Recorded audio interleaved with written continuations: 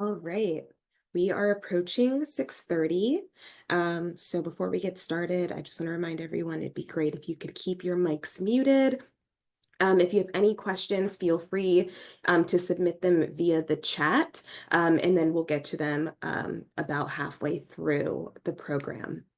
But without any further ado, let's get started. Yeah? All right, so hello and good evening, everyone. I'm Candace Hightower, the Associate Director of College Placement at Seton Hall Prep. I'm so excited to have you all here. Tonight's program is a part one to our two-part evening program series. As you know, our goal is to have our programming seamlessly coincide with where our students are in their college process. To give you an idea on where that is, our juniors have started having their introductory meetings, and they've been awesome so far. If you haven't scheduled your meeting yet, let this serve as a gentle reminder to do so.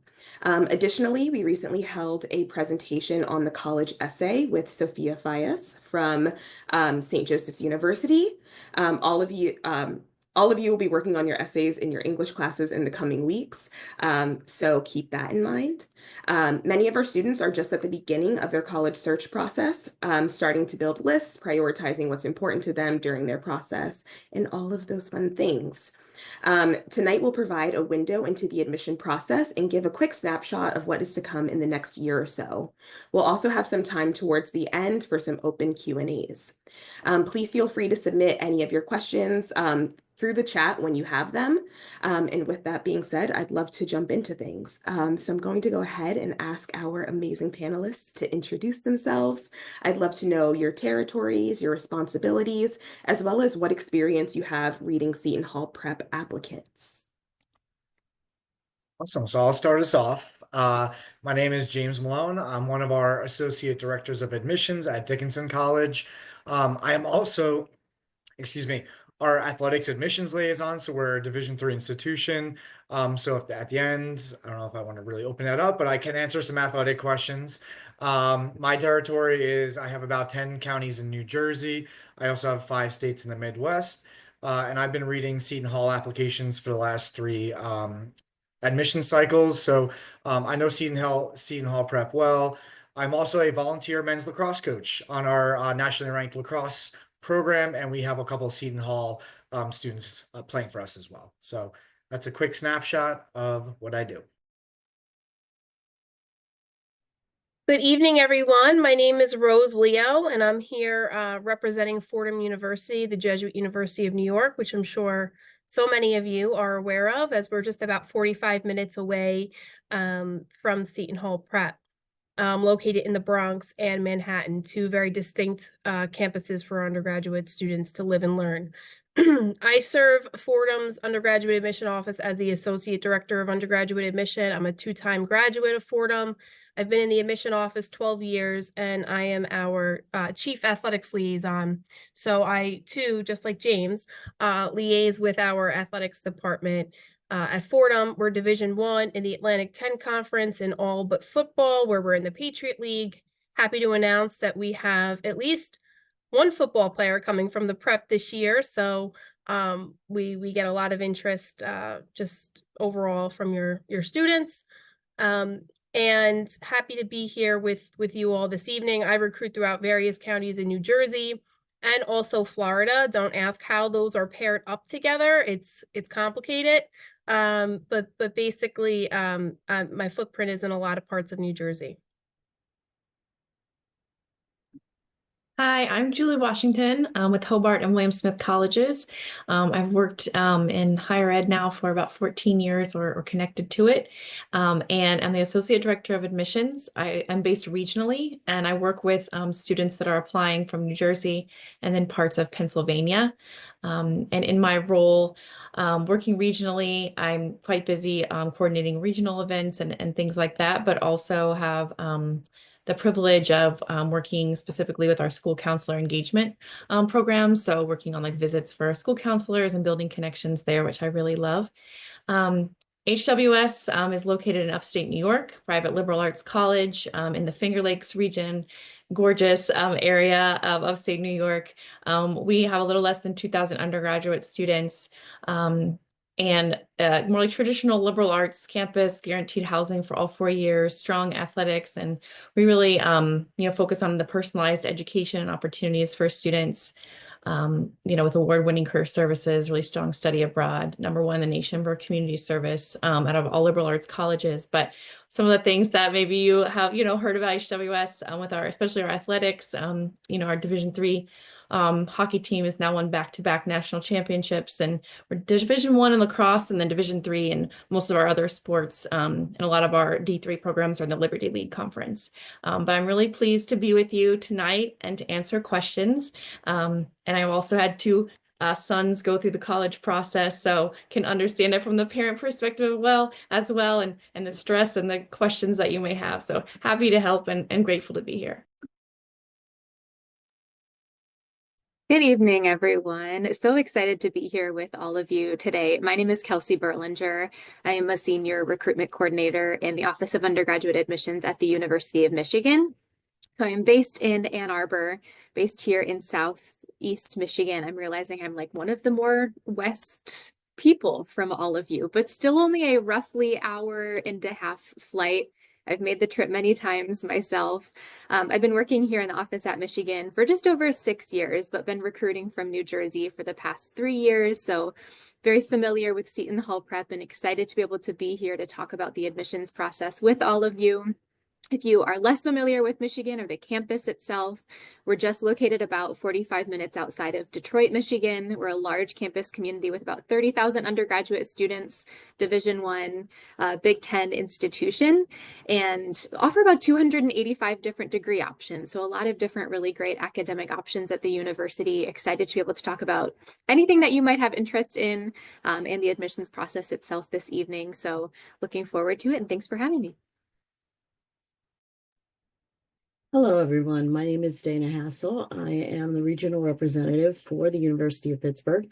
I'm also a proud double alum, originally from Pittsburgh as well. My husband is an alum from Seton Hall Prep, so he is very happy that I'm here with you guys tonight. He's also a double alum of the university, as is our daughter. So we have a lot of blue and gold running around in our house. We have another child, forgot where he went, but he had the choice to go wherever he wanted to. My sole responsibility is the northern state of New Jersey. The top 11 counties, I just recently got some assistance. South Jersey belongs to another representative, but we work together very, very closely. We are also Division I in the ACC. We also have our own medical school, law school, dental school. So for those students who are interested in the health-related professions, we are one of the top 10 schools in the country to consider if you are interested in any of those areas. We are located in southwestern Pennsylvania, about an hour, maybe, from the Ohio border. I usually carry a little die-cut figure with me on the road, just so I can point out we are nowhere near Philadelphia. We are 6 hours apart. Pennsylvania is a very, very wide state. We have approximately 30,000 students over 4 different campuses. I represent the Pittsburgh campus, which has just under 20,000 students. And we have over 100 different majors, minors, and certificate programs for students to choose from. We have 3-year guarantee on housing. Well, we figured out a long time ago, you cannot commute and get to class on time. So we want to make sure that you have a place to stay. One of the things that I do like to point out is that the university, while we are very large, we try to maintain that personal attention. And so with that, giving the events that we have either on campus or in the area where we do one-on-ones, we try to make sure that you have the best possible one-on-one experience possible. So thank you for allowing me to be here with you tonight. Awesome. And thank you all for being here. We really appreciate it. So starting us off with our first question, could you explain the path of a Seton Hall prep file? So once an application is submitted, where does it go and what happens up until the final decision gets made?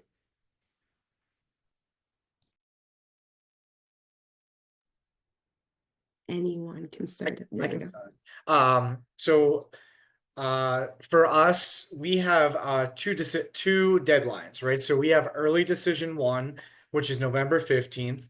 Then we have a January 15th deadline, which is going to be early decision two and regular decision. So those are our only two options.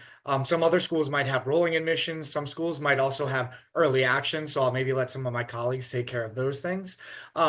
So for us, early decision, we have early decision one and two. There's no difference for us. It's the same thing. Early decision is binding. That means we have to be your first choice. So about 40% of our class comes through early decision. So we're about to release our early decision two files in a little bit. Our regular decision files, and I think we're a Common App school. So you just have to do the Common App, submit Dickinson, and you're good to go. We make it pretty seamless. We will release decisions on March 13th this year. So again, some other schools will have early action where you can hear back a little earlier. So our process is as soon as the application is submitted, we start reading applications in November. And how we do it at Dickinson, and again, this is going to vary college by college. We actually do a paired reading system. So when you submit your full application, I'll be reading it along with someone else in our admissions office. So we'll actually have two sets of eyes on your application. I'm sure you're going to hear the word holistic throughout this presentation, but for us, it really is a holistic review. We look at everything. I read your essay. I look at your letters of recommendation. We go through your transcript, your rigor, and your extracurriculars. So anything that's submitted, we're gonna evaluate throughout the process. So that's kind of like a quick little snapshot. I don't want to take a lot of time. I'll let maybe someone else take over for their process.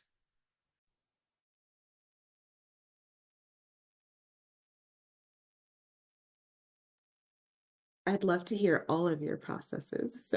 So I can jump in.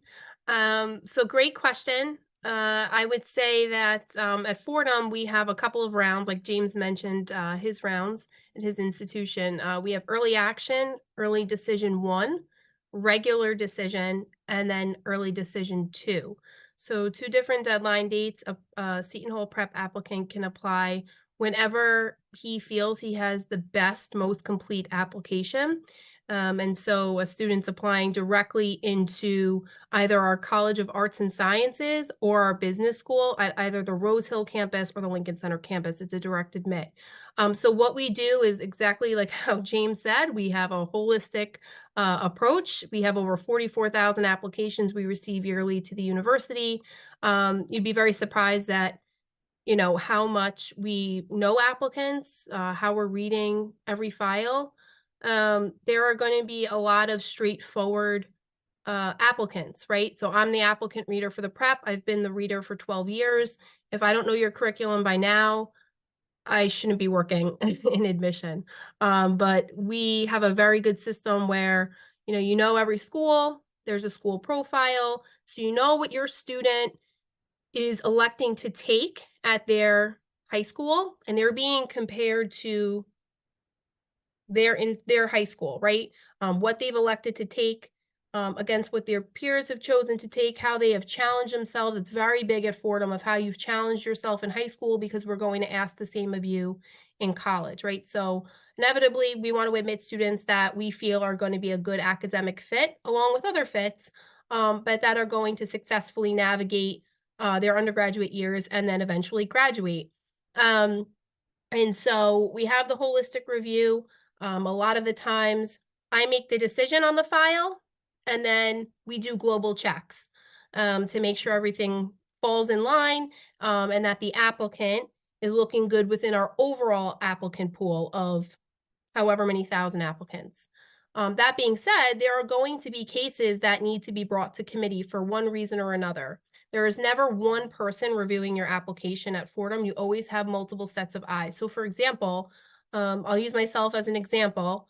I am our chief athletics liaison. I am going to weigh in on cases that are in other people's territories. If they're a recruited athlete, if somebody is applying for visual arts, for example, somebody else will review that, so on and so forth. So you always have multiple people reviewing your file. We look at transcripts on a 4.0 scale. You might say, okay, well, the prep is not on a 4.0 scale, and that's okay. We take our core classes or that you've taken, and we put that on a 4.0 scale. We always look at rigor. So we never strip that from a student's application. And we always take that into consideration. And so that is the gist of how we review applications. And for Hobart and William Smith, we also have the holistic review. In regard to our application deadlines, we have an early decision 1, early action, early decision 2, and then also regular decision. So lots of options for students and whatever works best for them, and so many different variables, right, going into that process. And students will connect with their school counselors or college counselors to talk about that. We're happy to help, if a student has questions on that as well. For us, there's no fee to apply, so students can apply on the Common App or the Coalition application. And we don't have a preference, like one way or the other, whichever is best for the student. A student submits their application as well as all of their, required documents that we need to make a file, what we call complete, to be able to read that. So the letters of recommendation, the essay, and we're test optional. So if students want to submit test scores, they can. Once a file is read, so similar to my colleagues, there's multiple eyes seeing every application. I'm reading the applications, but there's also a partner and then also a committee aspect as well for students that we often have to utilize. And then once it's time for our decision release, we will release the decisions to students and families, and then when we do it, we also send merit scholarships with the admissions decision, so students know if they're receiving merit money. And then shortly thereafter, students will also get any financial aid if they applied and are eligible for that. So that's sort of kind of our process in a quick little synopsis of the process. But we're always here to help, right? If students have questions along the way, that's what we are there for. So happy to help with that. All right. So the path of a prep file to the University of Michigan. So the University of Michigan has 2 different decision timelines. So you could apply early action, which is November 1st, and you'd receive a decision by the end of January, typically by January 31st. And early action being a little bit different than early decision being non-binding. So I really do typically encourage students to apply early action, because really the prime benefit of it is you receive a decision earlier and you are not obligated to attend if you're admitted. Obviously, we hope that you do, but you have time to still decide. And then secondly, you could apply for regular decision, which is a February 1st deadline, and you'd receive an initial admissions decision by early April. We also utilize the common application. There is a $75 application fee as a part of that. And then typically in terms of just kind of what that looks like if students admitted in early action and regular decision, because we have 2 different timelines, we're generally looking to fill roughly about half of our class during early action and the other half during regular decision. Logistically, once you submit your application, all your different application materials, so your recommendation letters, your transcripts, your test scores, if you're choosing to send them to us, we are also still test optional right now. Your application is then completed and moves on to the review process. We do also calculate your GPA or recalculate your GPA, because we also look at applicants on the same unweighted 4.0 scale. So we calculate that using all of your grades from 9th through 11th. So that's really kind of one of the first things before we actually fully see your application. And then that will go through a review in which multiple individuals will weigh in and multiple individuals review really every single part of your application. Kind of like James mentioned earlier, you're going to hear a couple of us mention the concept of holistic review today. Michigan also utilizes a holistic review, process. So we're looking at your application materials, including, in-depth look at your transcripts, your academic rigor, your grades, your test scores if you choose to send them, your other parts of your application, like your activities and your essays, which I think we'll talk about in a little bit too. all of those different things are really reviewed before you then receive an admissions decision. So I will see your application at some point. I am not the only one that reviews your application. I recruit from the entire state of New Jersey, and that is far too many applications to be able to review by myself. So many individuals that are a part of that process to really evaluate every part of your application before you receive a decision. I think I must be the only rolling admission member of the panel. What that means is the application does open up on August 1st, and students are encouraged to apply early, but we do not have early decision nor early action. So once a student's file is complete, and that would be optional with their test scores as well, we will be test optional until through fall of 28. So I believe that that pretty much applies to everyone who is enrolled right now. So you don't have to submit your test scores if you don't want to. That will be a decision that would take place between you, your family, and your guidance counselor. But for those students who are submitting test scores, as well as anything else that they submit, it would all be open and available to review by the admissions committee. We also will convert your existing grades. That's why we have our PIT-specific self-reported academic record. We do not require the transcripts. We want the SAR, as we call it. And the wizards in our operations team have revamped it so that we don't have to do any hand calculations for any transcripts. And so that's why we want students to submit the SAR, as we call it. And students are then measured against what resources and rigor that you have available, again, at the prep. And so you're not in competition with one another, you're in competition with what's available at the school. So obviously, the better you do with the higher rigor, the more strength your particular application has. On the rolling admission side, we will continue to admit students into one of our 6 entry schools. And that's the only thing that we really ask you to kind of narrow down when you're applying which one of our 6 entry schools that you would be interested in: business, computer science, engineering, nursing, or public health. Everything else would start off in what we call our Dietrich School of Arts and Sciences, and that's our largest school. We roughly have been getting post-pandemic larger amounts of applications. Right now, we're hovering around 55,000.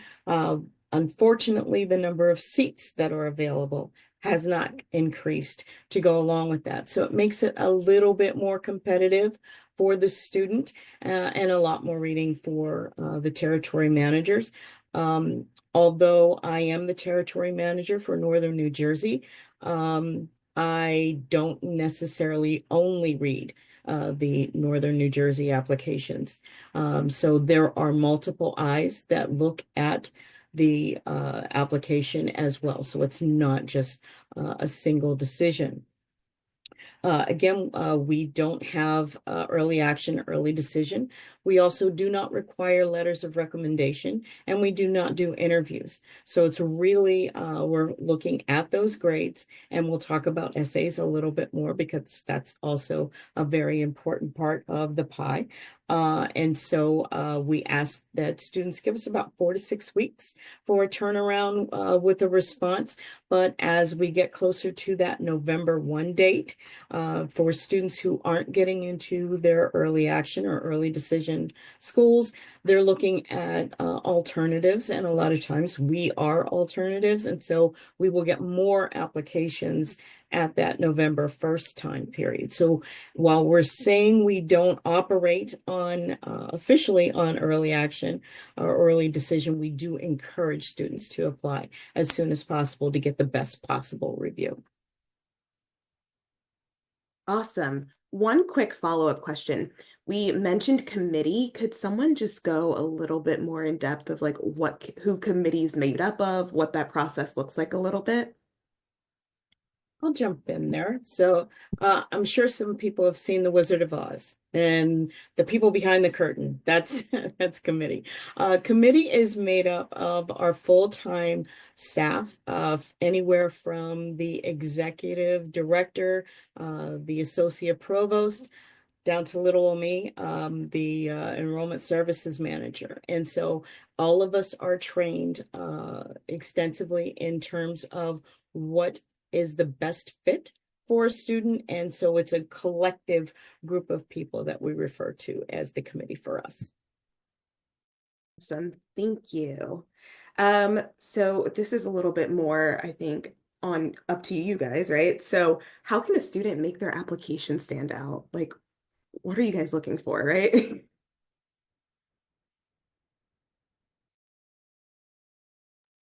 I think above all, we're looking for authenticity.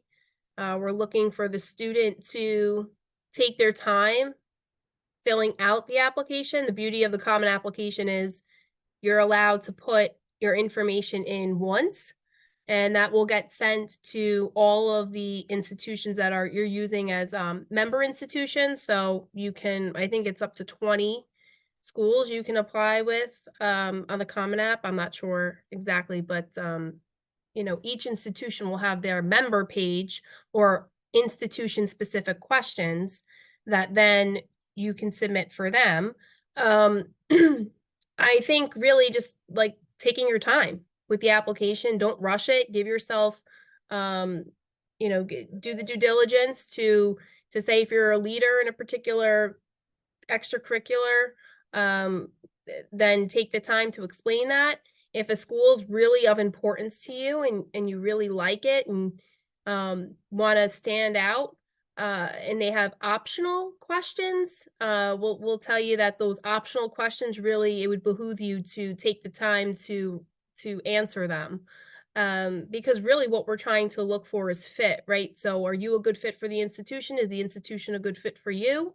And so it, you know, throughout your application, it doesn't have to be something anything dramatic. It doesn't have to be you know, you comparing yourself to your peers.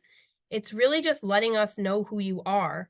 And that might seem overwhelming, and you may ask yourself as an applicant, like, you know, is this good enough? Which I hope you're not asking yourself, because it is good enough. And if you apply to us, we would be honored to review your application. So just know that, don't compare yourself, you know, to everybody else in your school.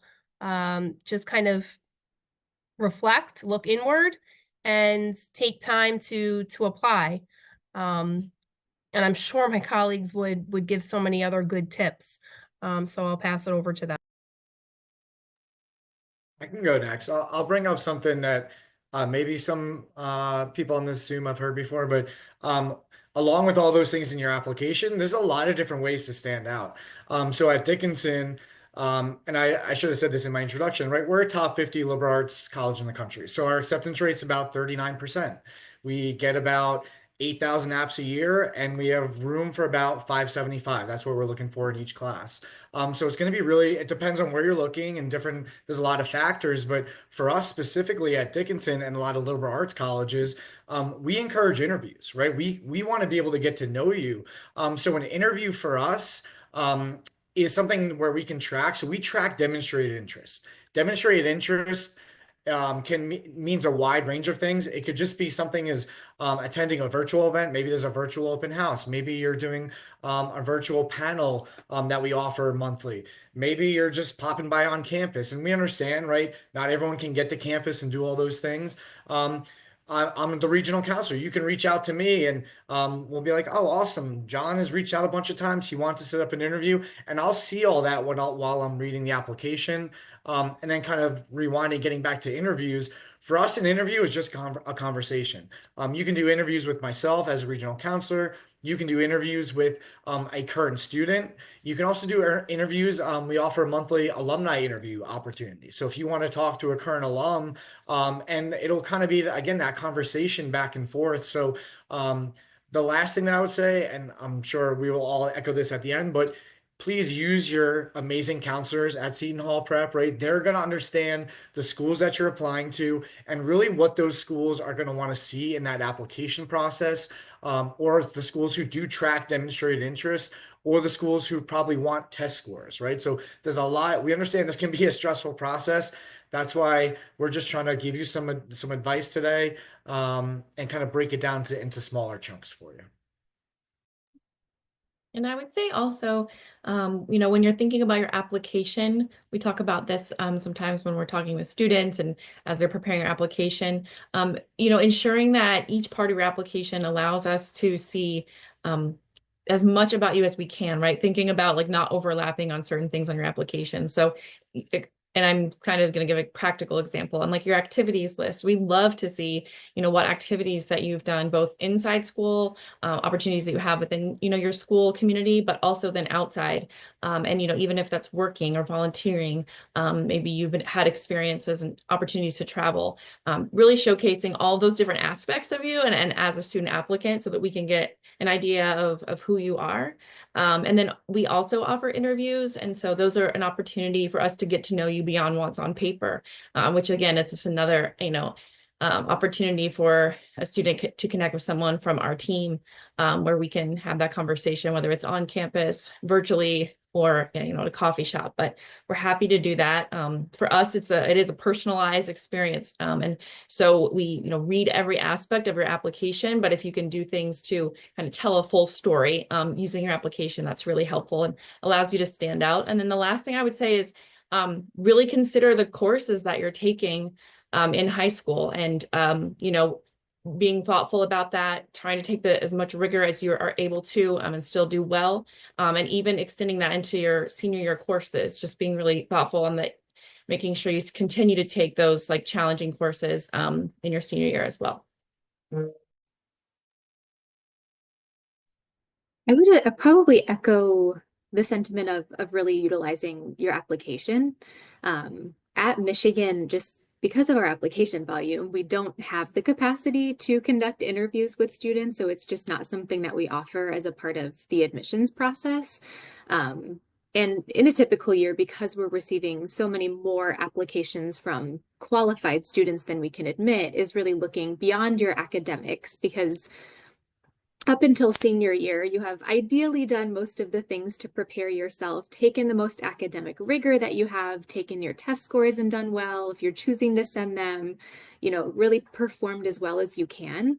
Your application is kind of one of the last things that you have some control over. And it's so amazing to hear that you have such amazing support, that you're working on these essays. You're going to spend time in English class working on your essays, which is amazing. And those are also just skills that are going to help you on a lot of the supplemental essays that you're writing to colleges. On the application, particularly with Michigan, one of the things that I really like to point to that's particularly important to us to help your application to stand out are Michigan's supplemental essays, particularly because we don't track demonstrated interest. We don't conduct interviews. Your application essays, and particularly your Why Michigan essay, where you're talking about why you're interested in the institution, what really stands out to you, why do you think Michigan's going to be a good fit for you, that is essentially your demonstrated interest, because that does matter to us, because you could be the most outstanding student academically, but if you don't have any specifics to why you actually want to go to Michigan, it might make you less competitive in the admissions process, right? So it's important to really make sure that you're talking about specifics there, and that you've done some research into the program that you're applying to, and really just kind of give us an opportunity to learn a little bit more about you and what your interests are. That's, I think, a really helpful way to help your application to stand out. I really would like to echo everything that Kelsey had to say, because it's the same for us. Again, without having the interviews and the letters of recommendation as a required document, we really rely on what you're talking about and telling us what you want us to know about you in that essay. We also, I know we're going to go into essays a little bit more later, but don't use your 500 or 700 or whatever number of words telling us about our institution. We already know, but we want to know why that particular item resonates with you. That's what you want to focus on.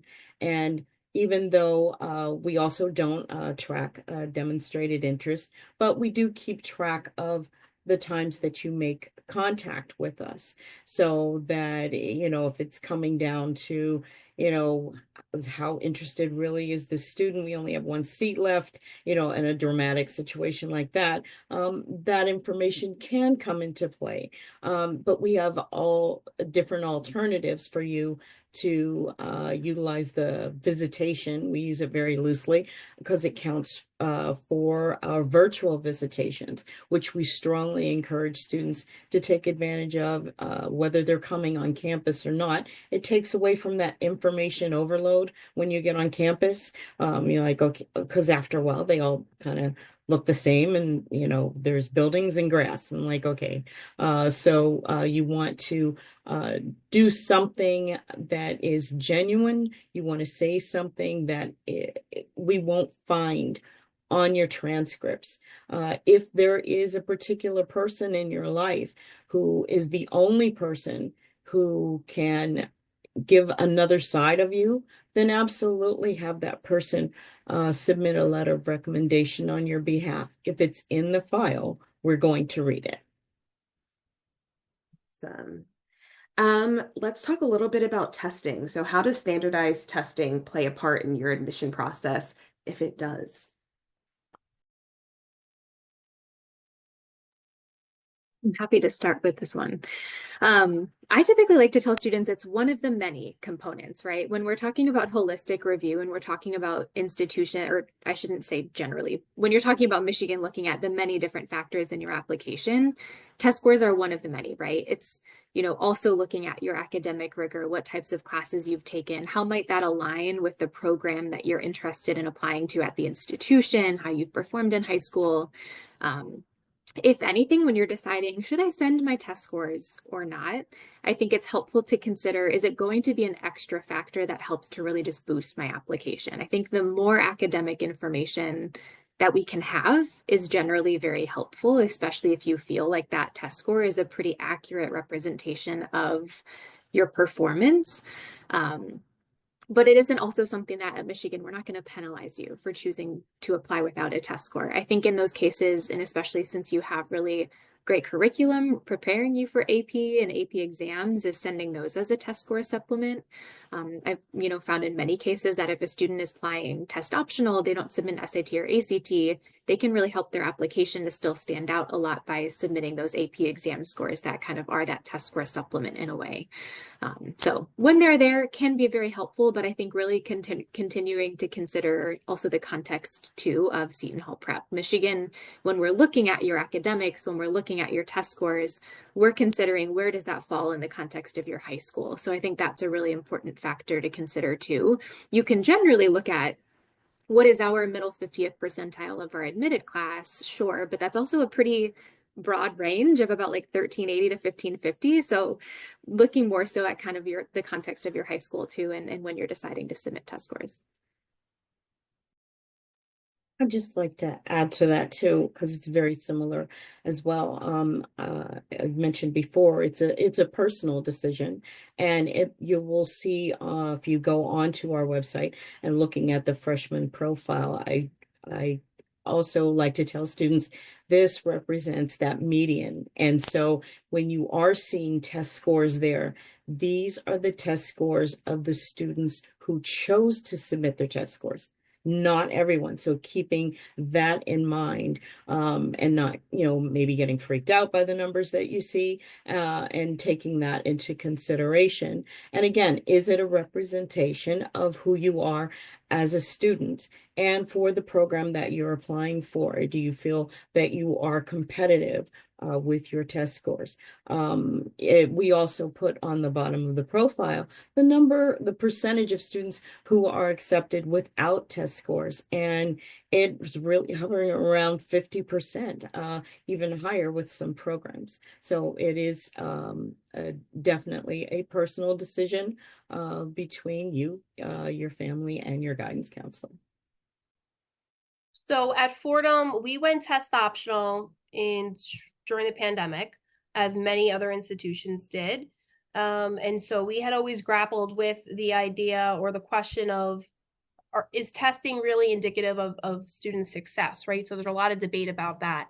And so testing always was and still is one of many factors of our overall assessment in our holistic review, as my colleagues mentioned. And there's a lot of benefits to applying with or without testing. So you just have to ask yourself the question, is it going to be a value add or not if you submit your testing? So at Fordham, I can tell you that the middle 50% of test submitters fell between a 1380 and 1500 and a 31 to 34 for the ACT. And that absolutely has been inflated. Like my colleague Dana mentions, these are people who by and large are really proud of their scores, right? They want to submit that. It's going to drive the middle 50% up. So it's not easy, right? A school that you might think, okay, I'm solid for testing, because of these recent changes, maybe not. Or maybe you are for admission, but from a merit scholarship perspective, you may not want to submit your testing, right? So it's twofold. So just a quick tip there, I would urge you to every school you're looking at, look from an admission standpoint, but also look from a scholarship standpoint to see what the data is in terms of test submitters. And at Fordham last year, over 65% of applicants chose not to submit testing. Over 76% of enrolled students had not supplied testing during the application process. So just think critically, at every school you look at, that's the beauty of schools that are test optional, where you can decide, my testing is in range for this school, but maybe not for that school. And really, you're in great hands with your counseling department. They're going to know, they have the resources to say whether or not it would be to your benefit or not. But definitely wanted to share that tip about how it's twofold from an admission standpoint, but also from a scholarship standpoint. Yeah, and I'll just add, what I like to say is we're test optional. So we say, if you think the score is indicative, and I'm all about transparency. So when I talk with counselors and when I talk with families and students, they can ask me and I'll tell you what we're looking for in terms of like SAT, ACT, because for us, the SAT or ACT score does not impact in anything in terms of merit scholarship. So SAT scores do not have an influence on merit scholarship, but on some schools it will. So it's just understanding, doing your research, talking with your counselors and figuring out what those schools are looking for. And then my other caveat is we're test optional, but if you do submit a low test score, for us specifically, and this varies school by school, I can't unsee that. So I do like to throw that out there. At Dickinson specifically, if it's on there and it's maybe something that is not within like our ranges, I can't unsee that in the application process. And for Hobart and William Smith colleges, we've been test optional since 2006. So for a very long time, and something our faculty voted on many years ago to move that in that direction prior to the pandemic.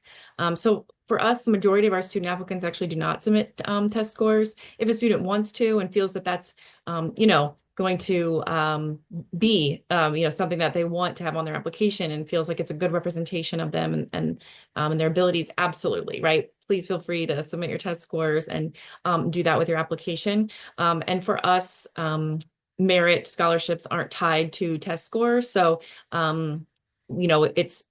it's fine, right? Like if a student doesn't submit test scores, try to like take some of that stress and that worry down. That for us, for the admission process and also for merit, students do not need to submit SAT or ACT scores.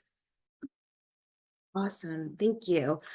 So I want to provide everyone here with an opportunity to ask questions if they have them as well. So feel free to start sending those in the chat if you have any questions.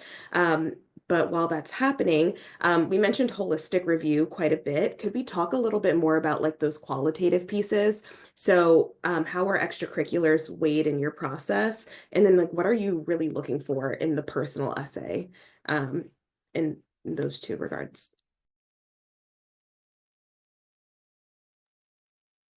So I could start at Fordham from an extracurricular standpoint. We're looking for engagement.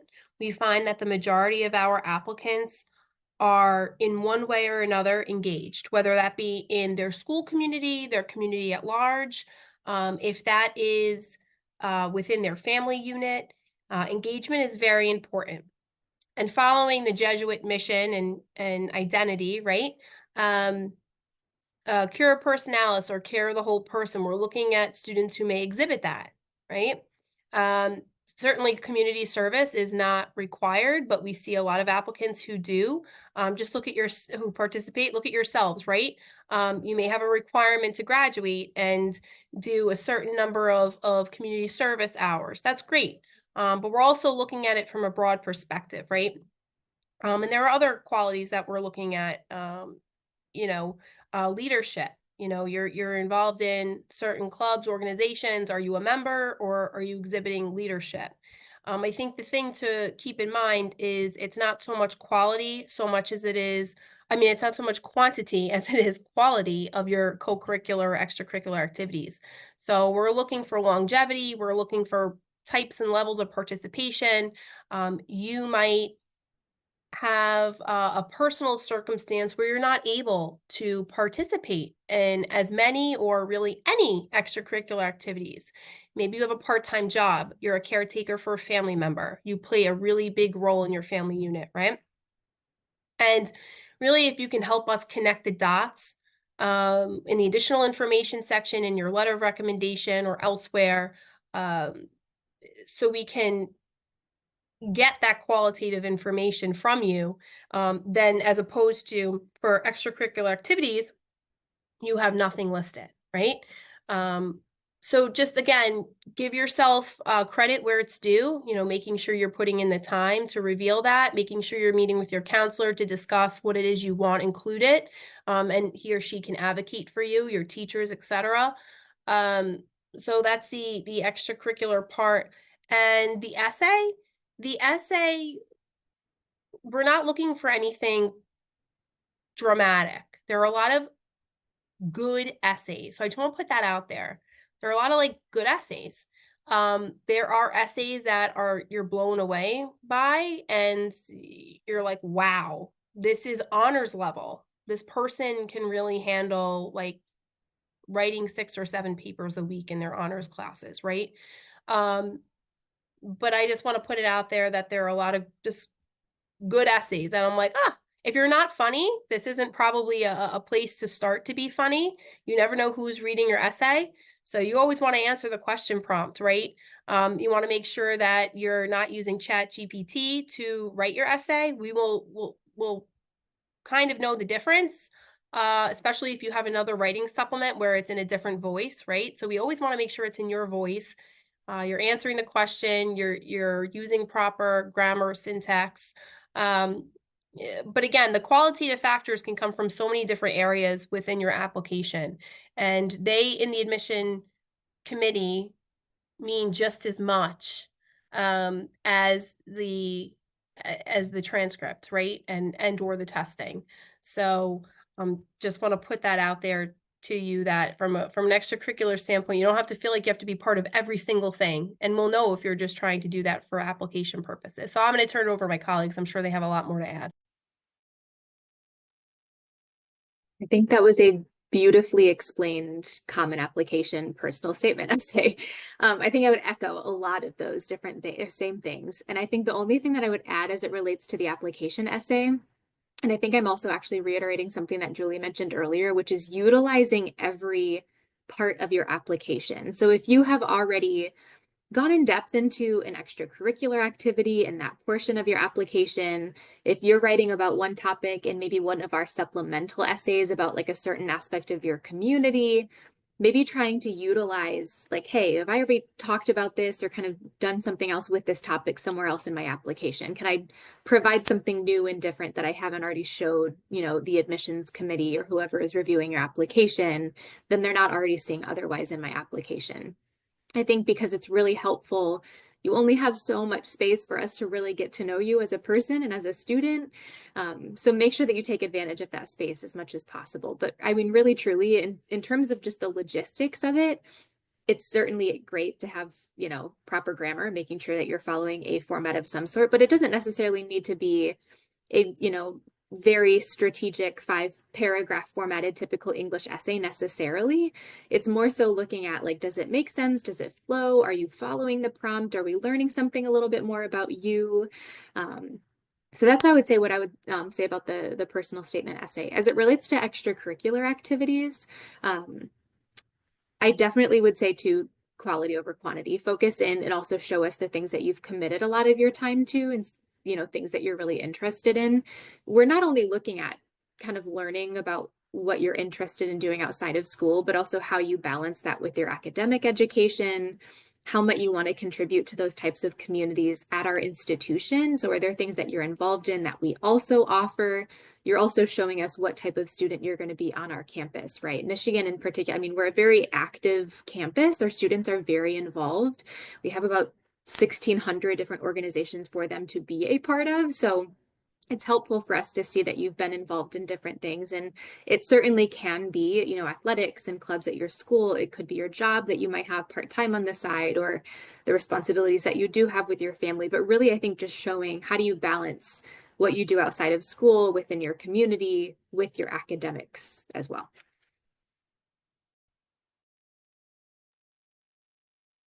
Yeah. I mean, not much to add. The only thing that I'll say is I'm not sure if families are aware. What's great about the Common App, which a lot of colleges use, is you're actually able to put like the hours and weeks of your commitment to those activities. So if even if you only have 3 things, but they're high commitments, we're going to see that and we understand that, right? We have a full rating system where if it's 3 things with a lot of hours and a lot of weeks, that's awesome. That shows engagement. And it could be like family responsibility, part-time job, and a sport or a theater or whatever it is. So don't stress about if you only have a couple activities. Just make sure they're meaningful to you and that you're actually committing yourself to those things. And I would just say, like, when we talk about holistic, we are looking at, all the aspects of your application. I will say the transcript's still really important, right? It's like when you like rank and talk about like the weight, a transcript's really important to us. And seeing the course selection, the rigor of your coursework. What did you take advantage of that was available within your high school? And then your essay, your letters of recommendation. For us, we require one letter of recommendation from either your school counselor or a teacher. A lot of our students, though, will submit both a letter of recommendation from a teacher and a school counselor. We don't have a cap on the number of letters of recommendation that a student can submit. That said, I would say, you don't really need to submit like 20, letters of recommendation. We only have a certain amount of time to read every student's application, and we want to do that well. So, thinking about that and how many that you should submit. And then for HWS, I know I mentioned that, we are #1 community service ranked by the Washington Monthly. So we see students as far as fit, right? We see students that have had community service experience, leadership, have been involved in their schools and in their community, and then putting that on their application, and then it translates into students being very active, on our campus and being very engaged and involved, so that the community continues to thrive. So that is a little bit as far as like holistic and the approach that we take to reading an application. This is the one time you get to brag about yourself, so take advantage of it. And we, really enjoy hearing who you are and who you are looking into being as an adult. Awesome. We have some great questions that have been trickling in. The first one that I have was, can you explain the benefits or drawbacks of applying early action versus early decision? So if you feel called to answer it, feel free. But if it doesn't quite fit your institution, totally fine not to answer. In a flip kind of way, because I'm not early action or early decision, but a lot of the same students are applying to Pitt as well. One of the things, and I forgot, I'm sorry, who mentioned it earlier, is to take your time. I know you're under a time limit, but little mistakes can be very, very costly. If we have to pull your application out because you've written and said, oh, you know what, I put the wrong class in the wrong year, You don't go back in line where you were, you go back to the end of the line, and now you've cost yourself some time. Also, we also know that you're submitting to different schools. Um, be real careful when you're using that same essay to different schools. That just taking those few extra moments. And so while we're rolling admission, it's rolling kind of fast, but take the extra day, take the extra hour to really have somebody else check over your application. I know that's a little off topic, but I really wanted to bring that home. Good information.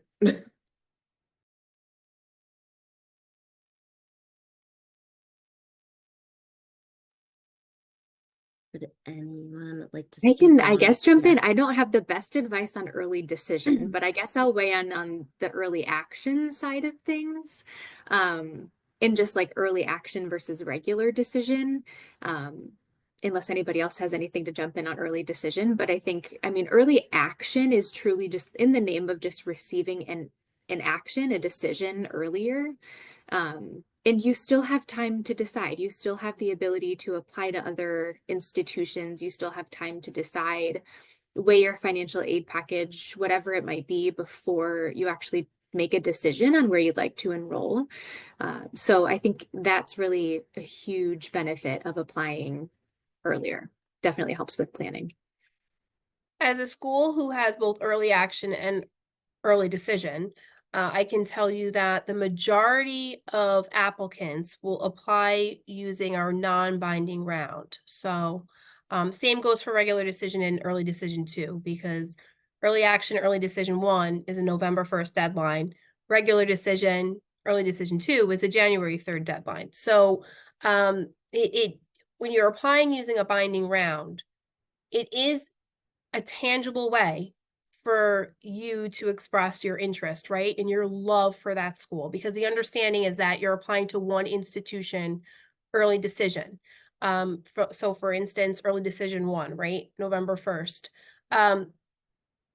With that being said, it's not a good fit for the majority of applicants, at least to Fordham.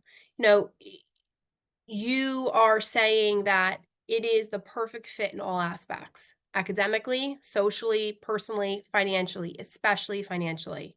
We have a lot of resources in place to determine if, families and students feel that that binding round is the right path for them. For the hundreds of people who utilize early decision 1 or early decision 2, they feel confident about it. They love Fordham. If admitted, they're coming. And so it's good for us as an institution to be able to fill a certain number of seats for the entering class. But we also know that students and families are casting a wide net, right? Higher education is not a cheap investment, and you want to keep your options open for one reason or another, and that's completely fine. And so that's why, many times institutions have different options and different rounds for you to pursue. I don't know if anybody else has anything to add. All right. This should be a quick one. Do you consider legacy status when you review applications? I see some head shaking, no nods. I think that's 5 no's across the board. Yeah, I mean, I'll say this, because I'm all about transparency. We can see it in like an application, but we don't have like, oh, it's a legacy. They're going to be excited. It's something that we can see, but it plays no role in our actual admissions process. Awesome. I think this may have been a response to Rose. So how do test scores affect scholarships? Or also open to anyone else where test scores also impact merit aid? So again, it's part of the holistic review. So if an applicant is presenting both testing along with their transcript, we look at both. I'll just mention this. Testing, it's a snapshot, a moment in time. You're being compared to a national average. There are a lot of factors that go into how well you do or maybe not so well on a given testing date. Your transcript is like a film. So over time, over the course of 3 years at minimum, we're seeing how you bring it day in and day out in the classroom. Your overall GPA, your individual grades, your rigor. So that for us is very indicative of how you'll do at the college level. And so what I can say is that a test submitter and a non-test submitter are being looked at for admission, merit scholarship, need-based aid, and other institutional aid the exact same. So from an equity standpoint, we cannot underscore enough that you are as eligible for admission, scholarship, honors college, whether you submit your testing or not. But yes, it absolutely plays into it. Like I'll give you a quick, for instance here. You can have an absolutely stellar applicant, right? Transcript is exceptional. They're in the most demanding curriculum. They're really having mostly A's, maybe a few B's. Everything screams, wow, this student is eligible for one of our top merit scholarships. They submit testing that's way out of bounds, not within our testing range. And as a reader, you go, oh, wish they didn't submit the testing. Again, I can't underscore this enough. Likely not going to be the case in your school because you have the counseling team that you have, that they know the institutions. But at the end of the day, the student could still choose to submit that test score that's really out of bounds. So that we cannot unsee, just like James had mentioned earlier. Awesome. Next question was, what type of recommendation letters are most favored? Is it coaches, employers, priests, etc.? Maybe a teacher? Yeah, I can take that one. So my advice for recommendations, right? We require a counselor rec and then also a teacher rec. So we do have two requirements for a recommendation. My recommendation for a teacher rec is honestly the teacher that knows you the best, because we read them. I want to get a true sense of who you are as a student. It's not going to do you any service to maybe do the class that you got an A in, but you never spoke to the professor or to the teacher, right? It's maybe you struggled for like a B, but you had to put time in and you really went to like office hours or connected with that faculty member.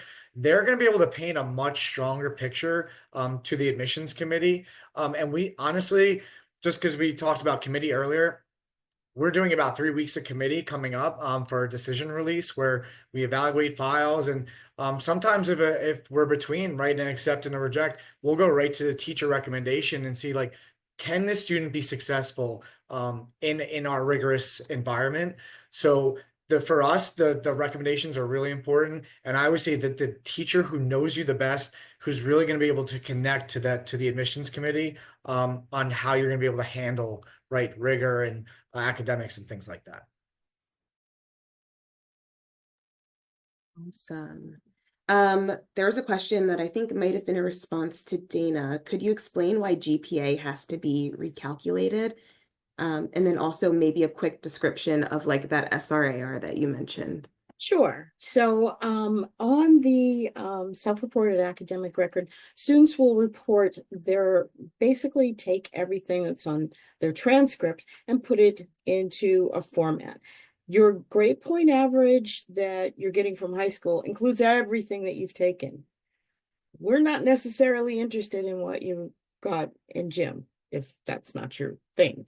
We're looking primarily at your academics. So we're also looking across the board at your primary courses for graduation, but also the courses for your particular curriculum that you're interested in. So in some cases, we may be doing you a favor by not calculating in that gym course. Not everybody can climb that rope. And so with that, everyone that we're looking at is on the same playing field, even though they're from different schools and we're not comparing against schools. We're still looking at that one individual's grade point average, but we're giving them all the credit for that AP course and that honors course as well as that standard course. So we're just giving them the credit where it's due for the academic courses. I see another question. It was, when a school reads the essay, does it help if it's more about the person personally, life experiences, pivotal points in life, etc., or more about the things they do, extracurricular, sports, grades, etc.?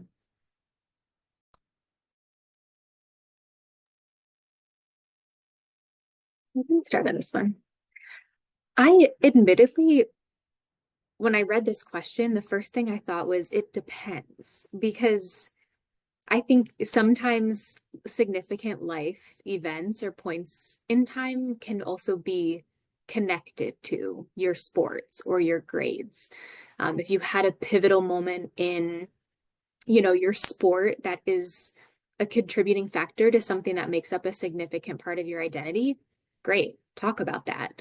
Or, if there was this life experience that impacted your grades, maybe common application essay might not be the best space to use that, because a lot of times institutions have just general additional information that you can utilize to kind of provide a supplemental space to provide some additional information and context in that way. But I think when looking at the personal statement essay, that common application essay, it's truly an opportunity for us to get to know you personally. So I guess when I think of, general topic or things that I might see from students, is I feel like I've learned a lot about like other people in a student's life, or their, grandparent in their life, or things like that, which is great if this person means a lot to you, but I've learned a lot more about your grandparent than I have about you.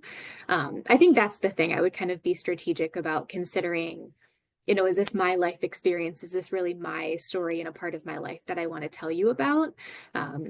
So I think those things can sometimes be tied together, but I kind of go back a little bit to what I mentioned earlier about utilize every part of your application. So if I've already learned a lot about what you do athletically or in organization or whatever it might be through the extracurricular portion of your application, you've already highlighted that for me. I've said I've got that information about that context. Maybe tell me something a little bit more about you that I haven't already learned in the other part of your application. So anything else to add to that? Can I just add one thing about if you're going to make it athletic based, the torn ACL or the game winning shot, they're a dime a dozen. We see them a lot. And I'm not saying that you can't write about that, but then just put a different spin on it. Maybe you didn't get the game winning shot, but you learned something from it. I'm not sure. Again, the essay writing workshop is going to be a great place for you then, to kind of maybe take it in a different direction. But, we're reading in upwards of 60 applications a day. And, if you can stray away from that because you can better believe somebody else is writing about it, we would appreciate it. So I have one more question for you all. What kind of visits are you offering this spring? Do you guys have any weekend tours available? Any open houses? I'd love to hear all of you. You can come whenever you like. Nice. Oh, they're gonna kill me for saying no, but basically, we do have people like they will get up and say, "Hey, I think I'll go to Pitt today," and drive that 5.5, 6 hours, and we're ready for you. We will never send anybody away, but we do prefer that you come for one of our structured activities. One, so that we can address your needs, what you're looking for. You can do a virtual tour, you can do a tour by the individual school that you're doing, but our big, huge, wonderful events are what we call our blue and gold days, and those take place in the summer. We start those at the end of June. That's usually the first one. That's one I always sign up for. And we have probably about 1,200 people on campus. If you're afraid of balloons, don't come. We have a lot of different activities, but you can choose what you want to see. We call it conference style. We just changed over to that. Instead of showing you what we wanted to show you, we let you tell us what you want to see, and then we will give you other options as well. But we have open periods now where you can come for a tour. Always take advantage of the virtual opportunities. And we have a few things coming up this spring. So we offer junior visit days in the spring. So we have specific dates, February 17th, April 2nd, April 16th, that are designed for juniors and their families. You don't have to be a junior, you can be a sophomore, freshman, it's fine. We just try to structure it so that it's really geared toward the juniors that are about to go through the process. But then we also offer campus tours Monday through Saturday all year long. So if you and your family are able to get on our website and schedule a visit there, that's the preferred method, just so that we're ready for you and so that we can have like name tags and have a plan and really have a structured visit. But that said, if you're in the area and you happen to be in the Finger Lakes this summer, please feel free to come by and take a tour of campus. We'd love to have you visit. And then once students are seniors, there's other options as well for visiting. And we do like a day visit program where students can sit on a class and really get the experience of what it's like to be a student for the day. So we're open 365. I joke around and say if on Christmas you want to come to Mass in our university church, if that's what moves you, go ahead. Otherwise, we would love to see you, like my colleague said, for a structured visit. We have anything from tours to information sessions. We have virtual offerings that are just so informative and different areas. You can talk to current Fordham students. I'm hosting a Saturday info session, March 29th. If anyone feels inclined, like they want to join me on a Saturday at Rose Hill, learn more about Fordham, go for it. But yeah, we have a whole robust set of offerings. Echo So- everything my colleague said. We have a wide range. And I guess what I would say is think about what you want to get out of your visit, right? There's going to be a million different options at every school that you're looking at. Do you want to just go for a tour? Do you want to go for an info session where you're going to hear from either an admissions counselor or maybe some current students? Also think about the time of year that maybe you're visiting. And we understand, right? You're not going to have flexibility, 365, but if you visit in the spring at any of our institutions, you're going to have an opportunity, which I think can be really impactful, to connect with current students, right? Whether it's tour guides or just walking around campus to get the vibe. It's going to be a little different, right? At Dickinson, right? We have nothing over the summer. Students go home or summer program. So if you visit us in the summer, you're maybe not going to get that true like student experience. Obviously, you're going to be able to meet with faculty and staff, and you'll have some student tour guides. So just think about time of year and really what's important to you and your family for that actual visit. So at Michigan, we also do, so our admissions office does a central campus tour. So Michigan, if you ever do a virtual tour, which can also be helpful to do in advance as well, we also have a lot of virtual resources, but our campus is really intertwined in the entire city of Ann Arbor. So there's four distinct kind of campus neighborhoods. Our admissions tours go around Central Campus, which is the center part of Ann Arbor, and it's an admissions tour. It also includes an information session with one of our admissions staff. If you want to attend it, you are not obligated to do so, but you're more than welcome to.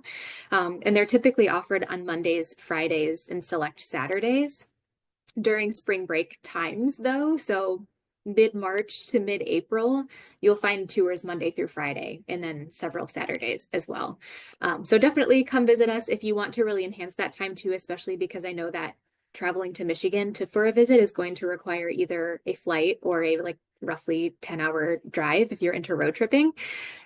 Plan your visit accordingly. If you're like, I want to go on an admissions tour and see Central Campus, but I also really want to check out engineering, they also offer separate campus tours because they're on a separate campus. So that's helpful too, to try to get everything into your visit while you're there. Awesome. Thank you all so much. I saw Mr. Lasser popped on really quickly. Did he have any comments he wanted to make before I wrap it up? Not to put you on the spot. No, not at all. I'm good. I kind of tried to throw it in the chat because I was trying to like be stealth on this. All you panelists know how we feel about you. Even before when we got onto this, I was talking to a colleague, and he knows who it is, and I go, the panel tonight is just a bunch of rock stars. They've been around, they know it, they do it, they're transparent, you can kind of cut through everything very quickly. So, and I put it in the panel too. I'll never ever lose the admissions personal time brain, where it's an understanding of like, this is personal time. You don't have to be here. You do it, and you do it for us, and that'll never get lost on myself or anyone at the prep. So thank you. That's all I got. Candace, it's all you. Awesome. It looks like we're just about out of time.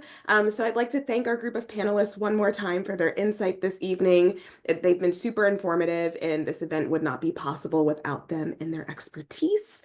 As a final reminder, if you haven't scheduled your introductory meeting with your college counselor, please remember to do that. Little plug for myself. I hope you all have a lovely night. Please stay warm. And then I'll be sticking around a little bit, but you all are free to enjoy the rest of your evenings. Thanks, everyone. Thank you, everyone. Thank you guys so Yeah. much. I appreciate it. I'll follow up with an email to you all. I really appreciate your time on this Thursday evening.